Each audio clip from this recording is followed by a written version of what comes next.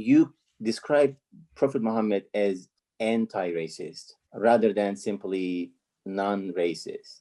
So what example would that give to the Muslims who live in the US where racism is a really big issue?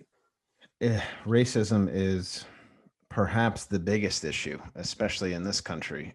And what's ironic is that a great anti racist figure and example comes through a tradition and a population which is often demonized in American society, which are Islam and Muslims. It's a kind of weird situation in which, like, it's the Islamic tradition, broadly speaking. I think most people who happen to be Muslims would say like racial equality is a big part of the faith. You know, like Islamic values, if we're taking that as an Islamic value, like that is like literally the medicine to help cure America for some of its issues today.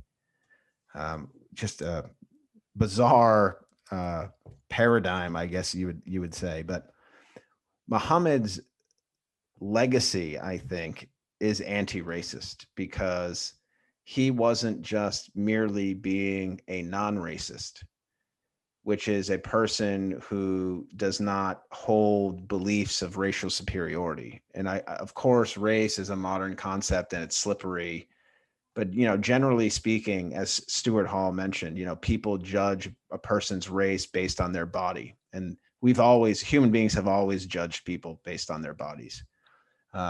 And Muhammad was actually pushing his society and eventually humanity in all of history to move beyond this superficial categorizations of human beings. Just as your teachers, when you were younger, told you to not judge a book by its cover, Muhammad was telling people, don't judge a human by their cover, by their color. I think I mixed that up. Don't judge a book by its cover. Don't judge a human by their color. That's what Muhammad was saying. And we have examples of this, which I mentioned in the book. And I think the main one, which is inspiring and it's very relatable, is the relationship that he forged with Bilal ibn Rabah, who looked differently than the overwhelming majority of Meccans. And of course, Mecca is the city in which Islam first emerged. And Bilal was half Abyssinian. And Abyssinia is a great Christian kingdom that has roots in the modern day region of Ethiopia in Northeast Africa, right across the Red Sea from the Arabian Peninsula. And so Bilal looked different. He looked darker. And once Muhammad starts revealing his revelations publicly around 612 or 613, Bilal becomes a steadfast follower. But Bilal was not a free person. He was enslaved.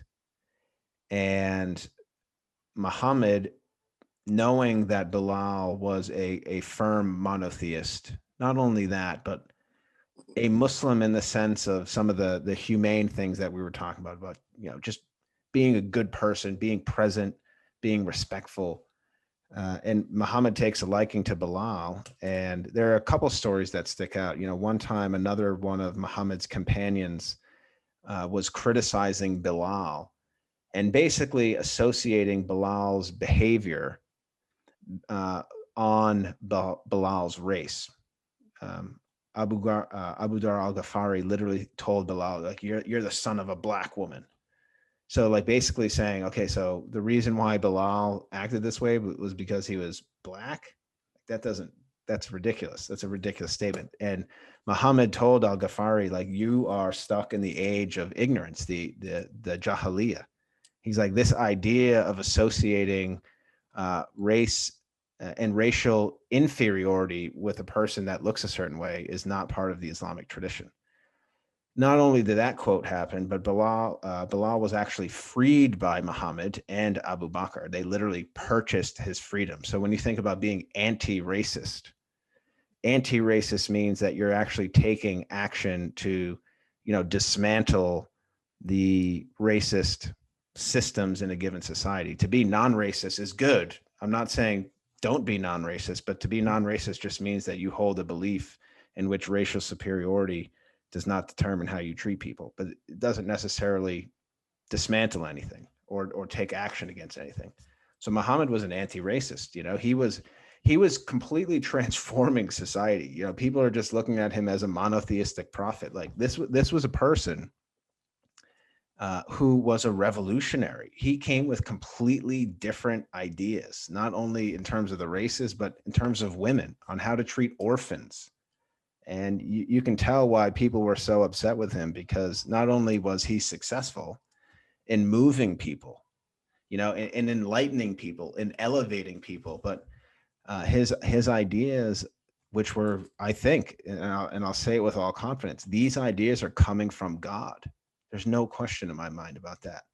These ideas, which are coming from God, are challenging the things that are wrong in society when they were revealed, and that's why the controversy happened.